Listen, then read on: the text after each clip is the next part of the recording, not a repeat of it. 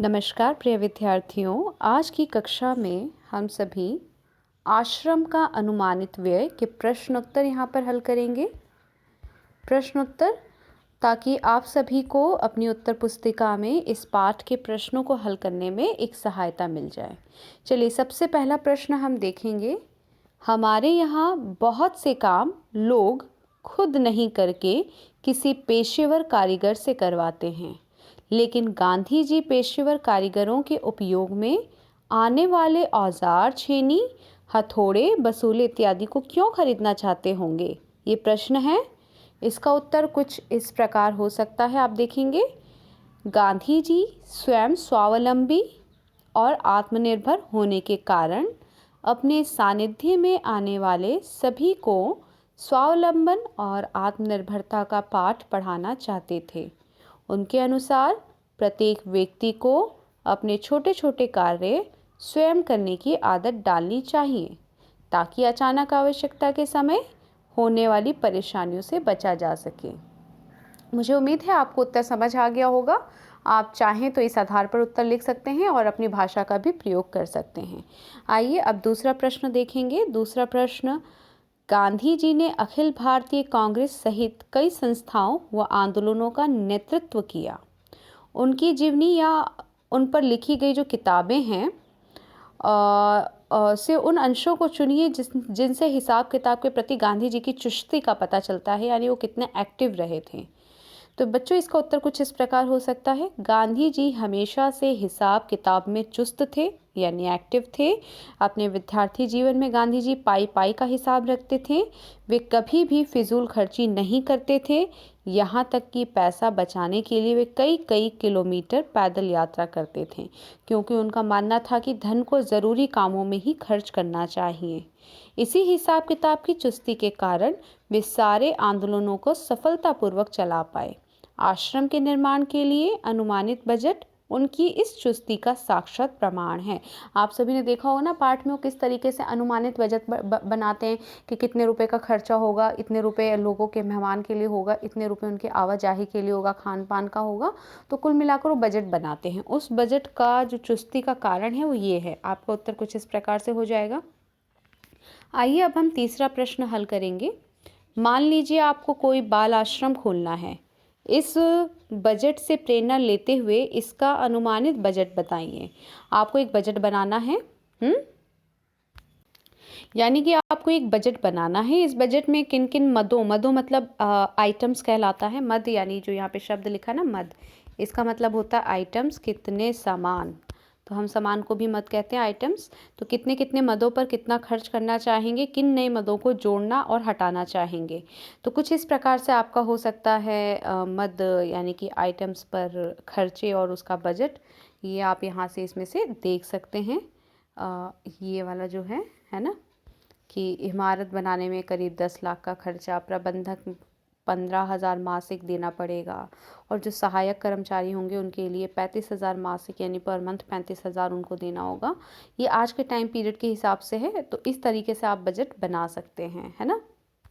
अगला प्रश्न देखें। अगला आपका चौथा प्रश्न है कि ये वाला प्रश्न, आपको कई बार लगता होगा कि आप कई छोटे मोटे काम जैसे घर की पुताई, दूध दूहना, खाट बुनना करना चाहें तो कर सकते हैं। ऐसे कामों की सूची बनाएं जिन्हें आप चाहकर भी नहीं सीख पाते। इसके क्या कारण रहे होंगे, उन कामों की सूची भी बनाइए जिन्हें आप सीख कर ही छोड़ेंगे, मतलब सीख कर ही दम लेंगे। ऐसे कोई से कारण जो आप सीख कर ही दम लेना चाहते हैं, वो भी लिखने हैं आपको। उदाहरण के तौर पे फल की सब्जियां। उत्तर कुछ इस प्रकार हो सकता है कि फल सब्जियां उगाना। मुझे फल सब्जियां बेहद पसंद होने के कारण उन्हें उगाना पसंद है, परंतु शहरी वातावरण में रहने के कारण तथा घर छोटा होने के कारण मैं यहाँ कार्य ये नहीं कर पा रहा हूँ या कर पा रही हूँ। दूसरा, कपड़े सिलना। मुझे नित्य नए कपड़े पहनने का शौक होने के कारण मैं कपड़े सिलना पसंद करता हूँ या करती हूँ, परंतु अनुभव न होने के कारण मैं ये काम नहीं सीख पा रही हूँ। लेकिन इस बार मैंने निश्चय किया है कि छुट्टियाँ शुरू होते ही दादाजी के पास गांव जाऊंगा और फल सब्जियां उगाने से संबंधित ज्ञान प्राप्त करूंगा और अपना छोटा सा बगीचा बनाऊंगा। साथ ही इस बार मम्मी के साथ बैंक और पोस्ट ऑफिस भी जाऊंगा ताकि आवश्यकता पड़ने पर मैं भी वहां के काम निपटा सकूं। तो इस बार बैंक और पोस्ट ऑफिस का काम भी सीखना है। तो आप भी अपनी अपनी ऐसी इच्छा अनुरूप कुछ काम की सूची बनाएं जो काम आप इस बार सीखना चाहते हैं। आइए 5वां प्रश्न देखें। इस अनुमानित बजट को गहराई से पढ़ने के बाद आश्रम के उद्देश्य और कार्यप्रणाली के बारे में क्या-क्या अनुमान लगाए जा सकते हैं। इस अनुमानित बजट को गहराई से पढ़ने के बाद आश्रम के उद्देश्य निम्न हो सकते हैं। स्वावलंबन का पाठ पढ़ाना और स्वच्छता तथा नियमबद्ध तरीके से जीवन यापन का संदेश देना, लोगों को आजीविका प्रदान करना, लघु उद्योग को बढ़ावा देना यानी स्मॉल स्केल पर जो इंडस्ट्रीज़ होते हैं उनको बढ़ावा देना, घरेलू उद्योगों को बढ़ावा देना, श्रम को बढ़ावा देना। आश्रम की कार्यप्रणाली मुख्यतः आत्मनिर्भरता, आपसी सहयोग व सरलता, सादगी तथा दैनिक आवश्यकताओं पर आधारित थी। इसका उत्तर आप इस ढंग से लिख सकते हैं। भाषा की बात में हम प्रश्न संख्या 6 देखेंगे और इसे आप यहाँ पर अच्छे ढंग से समझेंगे क्योंकि परीक्षा में आने की संभावना इसमें से अधिक है। तो इसको और अच्छे ढंग से देखें।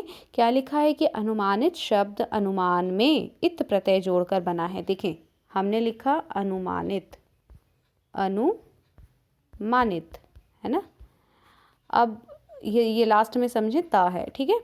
अब इसी में मैं यदि अनुमान लिख दूँ तो अनुमान, अनुमान। अब ये अनुमान एक शब्द है, पूर्ण एक मुख्य मूल शब्द अनुमान है। इस अनुमान में इत प्रत्यय जब हमने जोड़ा, छोटी ई की मात्रा यानी नी और फिर त जुड़ गया, है ना, तो ये बन गया अनुमानित। तो यही जो है अनुमानित शब्द अनुमान में इत प्रत्यय जोड़कर बना है। इस इत प्रत्यय जोड़ने पर अनुमान का नित न नित में परिवर्तन हो जाता है। नीचे इत प्रत्यय वाले कुछ और शब्द लिखे हैं, उनमें मूल शब्द पहचाने और देखिए कि क्या परिवर्तन हो रहा है। जैसे आपका ये होगा पहला शब्द प्रमाणित, तो प्रमाणित प्रमाण हो गया क्योंकि प्रमाण में हमने इत प्रत्यय जोड़ दिया तो प्रमाणित, इत ये रहा ना, इत प्रत्यय जोड़ दिया तो प्रमाणित हो गया। तो मूल शब्द क्या हो गया, प्रमाण। ध्यान से सुने और इसे अपनी उत्तर पुस्तिका में ज़रूर लिखेंगे। अगला शब्द है व्यथित, तो शब्द क्या हो जाएगा, व्यथा। शब्द क्या हो जाएगा, व्यथा। कैसे, व्यथा, व्यथित तो व्यथा। अब व्यथा जो शब्द है आपका, इसमें देखें आप एक बार फिर से, व्यथा जो शब्द है आपका, यहाँ पे आ की मात्रा नहीं आएगी, व्यथा होगा और इत प्रत्यय जब जोड़ रहे हैं तो व्यथित, व्यथित हो जाएगा और इस तरीके से इत यहाँ आ गया, बन गया ना व्यथित। तो इसी तरह से जब भी हम इत प्रत्यय जोड़ रहे हैं तो वो शब्द एक मूल शब्द निकल के आता है। द्रवित में से आप देखेंगे द्रव शब्द मूल है और मुखरित में से आप देखेंगे मुखर शब्द मूल है। झंकृत में से झंकार शब्द मूल है। शिक्षित में से शिक्षा शब्द मूल है और मोहित में से मोह शब्द मूल है। चर्चित में से चर्चा शब्द मूल है। यह आप अपनी उत्तर पुस्तिका में अवश्य करेंगे। बिल्कुल उसी प्रकार से जैसे हमने प्रश्न संख्या 6 देखा था कि वहाँ पे इत प्रत्यय था, यहाँ पर आप देखेंगे जी। तो जिस प्रकार से आपने प्रश्न संख्या 6 में देखा था कि इत प्रत्यय से शब्द बनाए गए थे, अब हम यहाँ पे इक प्रत्यय से बनाएंगे। इक, ठीक है, हम यहाँ पे इक प्रत्यय से बनाएंगे। आपके सामने शब्द दिए गए मौखिक, संवैधानिक और प्राथमिक, नैतिक। इसमें से यदि हम शब्द निकालते हैं मौखिक, आप देखेंगे मौखिक, है ना, ये शब्द हमने लिखा। अब मौखिक में आप देखेंगे ई और क, इक जो प्रत्यय, छोटी की मात्रा, ये रहा छोटी की मात्रा और ये क आपका अलग अलग हो गया। तो जब इसे हम अलग करेंगे तो शब्द हो जाएगा मुख। शब्द क्या हो जाएगा, मुख। मुख में जब इक जुड़ा तो मौखिक हो गया। इसी तरीके से संविधान में जब इक जुड़ा तो संविधानिक हो गया। तो आप कुल मिलाकर इस उत्तर को यहाँ से इस प्रकार से हल करेंगे और यदि उसके बाद भी कुछ दिक्कत आती है तो आप मुझे ज़रूर बताएं कमेंट सेक्शन में कि कौन से शब्दों में आपको दिक्कत आ रही है। पौराणिक में पुराण इक लग जाएगा और दैनिक में दिन जमा इक दैनिक, दिन, और जब इक को हम जोड़ेंगे तो बन जाएगा दैनिक। कैसे, जब भी छोटी की मात्रा है या छोटे औ की मात्रा है वो ए बड़े ए में या बड़े औ में बदल जाती है। अब छोटी की मात्रा है दिन में, देखें तो हमने बड़े ए में से बदल दिया दै और फिर निक। जब ये वाला ई इस पहले वाले शब्द के साथ मिलेगा तो मात्रा में परिवर्तित हो जाता है। न के साथ हमने ई को जोड़ दिया तो ये बन गया दैनिक। नी पे छोटी की मात्रा, लास्ट में क है इक प्रत्यय में, तो क दैनिक। मुझे उम्मीद है आप ये कर लेंगे आराम से। आप इसमें अगला प्रश्न भी देखें। 8वां प्रश्न जो है, बैलगाड़ी और घोड़ा गाड़ी शब्द दो शब्दों को जोड़ने से बना है और आप देखेंगे इसमें जो दूसरा शब्द है वो प्रधान है, यानी शब्द का प्रमुख अर्थ जो है वो दूसरे शब्द में है, गाड़ी में। अब देखो बैलगाड़ी है ना, तो गाड़ी तो है लेकिन वो इम्पॉर्टेंस है बैल की वजह से, तो बैलगाड़ी। दूसरा है घोड़ा गाड़ी, वो भी गाड़ी इम्पॉर्टेंट है क्योंकि गाड़ी ही ले जाने लाने का काम करता है। तो जो दूसरा शब्द है वो इम्पॉर्टेंट है, उस पर ही अर्थ निर्भर करता है। तो हम ऐसे समासिक शब्दों को जिस पर दूसरा शब्द इम्पॉर्टेंट हो और उस पर ही अर्थ निर्भर करता हो, ऐसे समासिक शब्दों को हम तत्पुरुष समास कहते हैं।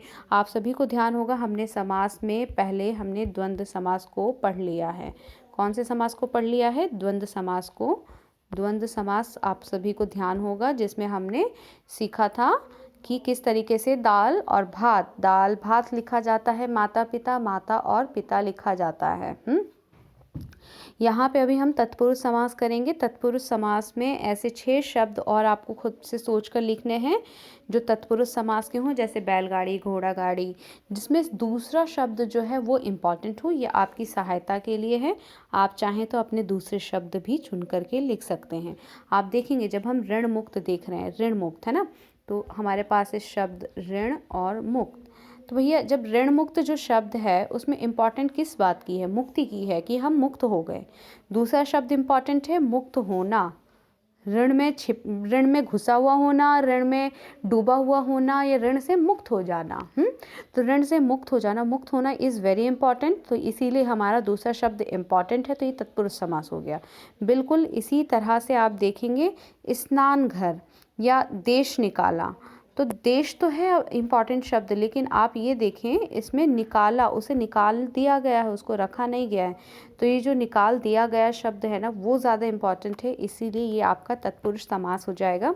ध्यान रखेंगे तत्पुरुष समास में दूसरा शब्द प्रधान होता है और शब्द का प्रमुख अर्थ जो होता है दूसरे शब्द पर ही टिका होता है। यदि दूसरा शब्द ना हो तो हम शब्द को पूर्ण रूप से नहीं समझ पाते हैं। आप ऐसे शब्द अपनी पाठ्यपुस्तक से ढूंढकर भी लिख सकते हैं और आपके समक्ष यहाँ पर कुछ उदाहरण भी है। आज की कक्षा के लिए इतना ही। धन्यवाद।